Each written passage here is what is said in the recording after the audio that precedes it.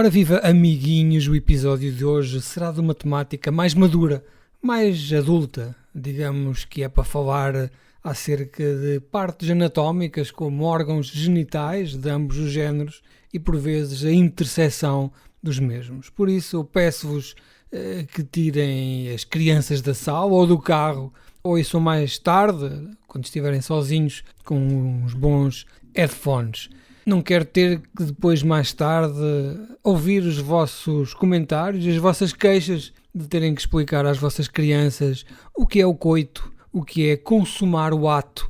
Entre adultos, vamos lá começar isto com calma. Atenção, essa criança no banco de trás. Eu sei que vocês estão a tentar enganar o sistema, mas eu não falarei enquanto essa criança aí se mantiver.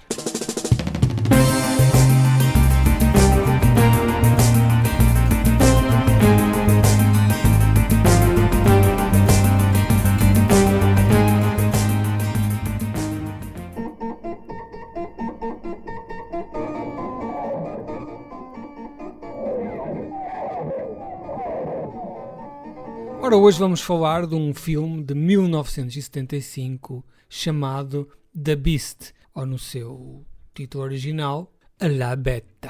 E este filme aparece num contexto de cinema erótico. Eu fui convidado recentemente para fazer um podcast com o VHS a falar da saga Emanuele. Todas as 658 aparições de Emanuele no cinema. E a certa altura falou-se do filme La Bête. O Paulo Fajardo, que tudo sabe, disse: isto faz-me lembrar o La Bête, até terá sido da mesma altura. E eu nunca vi isto, Pedro. Um filme que eu nunca vi.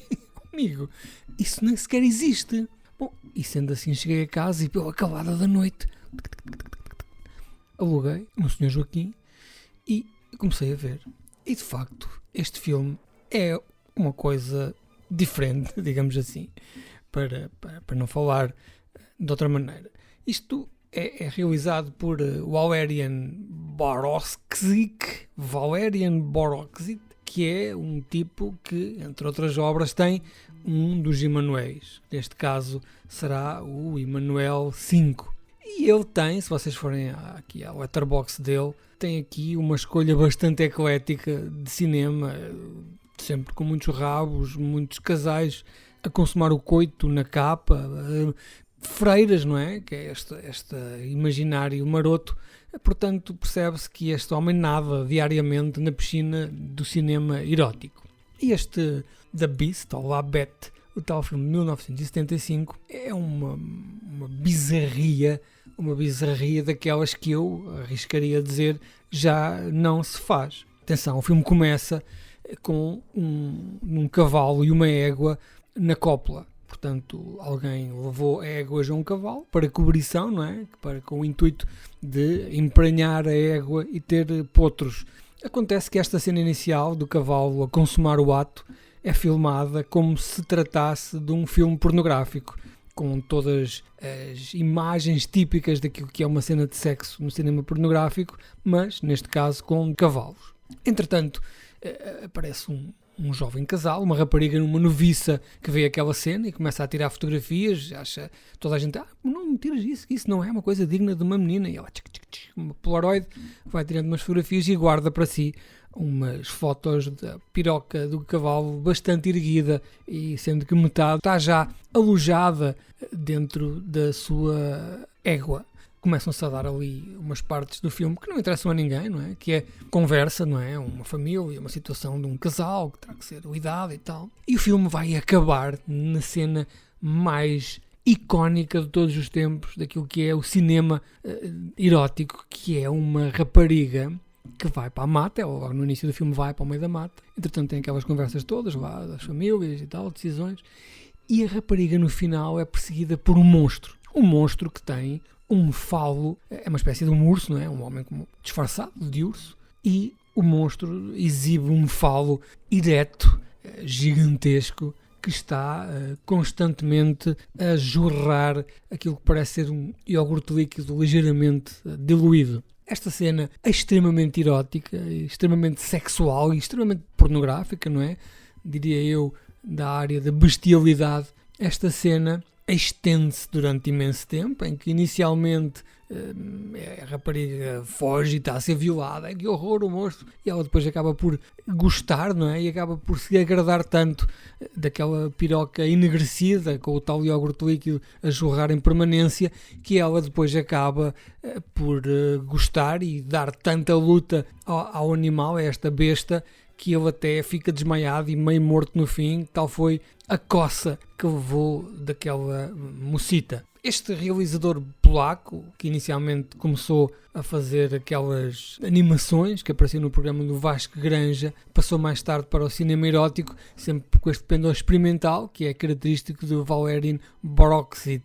Ele usa muito estas referências visuais, destas fantasias, destes filmes na altura que eram bastante comuns, não é? Estes filmes assim meio etéreos, passados na floresta, em sonhos, e usa toda essa iconoclastia neste filme, nomeadamente neste que estamos a falar hoje. Isto foi nos anos 70, não é? Quando a Emanuel abriu então os cinemas mainstream do mundo para o erotismo, e também foi numa altura em que o cinema erótico era aceito, não é? Como sendo cinema convencional, e as pessoas queriam ver coisas diferentes, não é? Já bastava de ver a pintelheira da Emanuel em 5 ou 7 filmes, queriam ver coisas verdadeiramente diferentes. Isto é aquilo que hoje em dia se vê naquela animação mais marota japonesa, é isso que eles fazem aqui. Neste filme explora-se muito as fantasias sexuais, não é? De uma forma muito crua, muito simbólica, e também desafia os limites daquilo, de tudo o que é aceitável, de tudo o que é em termos de erotismo, o que era aceitável na altura e até hoje. Eu continuo a dizer que o cinema está cada vez mais púdico, o cinema desde os anos 80, em que qualquer filme, seja que faixa etária fosse, tinha sempre senhoras e senhores nus, não é? Maminhas, rabos, mesmo que fosse fora do contexto sexual, ninguém achava esquisito, enquanto que hoje em dia é tudo visto como extremamente sexualizado, quando, por exemplo, a pessoa quando sai do banho e dirige-se ao quarto e se está a vestir, é tudo menos uma coisa sexual. Mas hoje em dia, de facto, existe essa visão muito púdica, muito católica, muito cristã, muito moralista daquilo que é a nudez e daquilo que é o sexo. Portanto, isto foi um filme que foi muito criticado na altura pelo seu conteúdo explícito e foi considerado pornografia pelos censores de muitos países, mas por outro lado toda a gente o ia ver, toda a gente queria ver. Que badalhoquice é esta? Vamos lá ver, que pouca vergonha. Este filme foi banido em muitos países, sendo que só recentemente começou a entrar em alguns mercados, mas apesar destas críticas todas, ele continua a ser analisado como um estudo muito ousado daquilo que é a sexualidade e a fantasia, e também um tema que está muito presente neste filme, que é a repressão e a vontade de sair, soltar as agrilhetas sexuais e fazer ver e participar em coisas que são proibidas. Isto, mais do que um filme escandaloso, é uma provocação, não é? Que faz refletir os nossos próprios tabus, os nossos próprios preconceitos, faz-nos olhar ao espelho. Deve ser visto, não é? Sem as crianças, claro. Mas é muito importante olhar para isto e ver aquilo que nós temos vindo a perder em termos de cinema e em termos do tal preconceito sexual que nos tem vindo a roubar muitas daquelas coisas boas que deixaram de existir, nomeadamente maminhas, em todos os filmes. Deixo-vos então esta dica, vocês já sabem, o Sr. Joaquim tem disponível cópias com muito boa qualidade. O filme a meio é ligeiramente seca, não é? Tirando a parte inicial e a parte do fim, tem ali muita conversa e muitos dramas palacianos que se calhar não interessam a ninguém, mas pronto, também é 1h20 bem passada e que desemboca naquele monstro do iogurte líquido.